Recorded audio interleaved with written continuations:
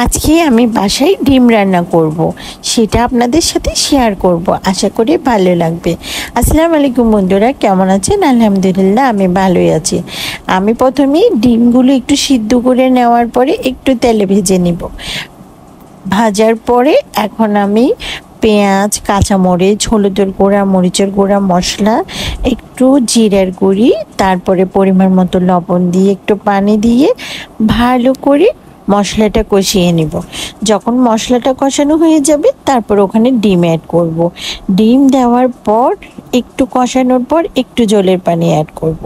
জলের পানি অ্যাড করার পর কিছুক্ষণ রান্না করব। রান্না করার পর একটু ধনিয়া পাতা দিয়ে দিব। এইরকম করে ডিম রান্না করলে না খেতে অনেক ভালো লাগে। আমার কিন্তু অনেক পছন্দ। তোমাদের কাদের কাদের পছন্দ অবশ্যই কমেন্ট করে জানাবে। ডিমের কালারটা না অনেক সুন্দর আসছে, তাই না বন্ধুরা? সবাই অবশ্যই কমেন্ট করে জানাবে রান্নাটা কেমন হয়েছে। আজ এ পর্যন্ত, সবাই ভালো থাকবা, সুস্থ থাকবা। আল্লাহ হাফেজ।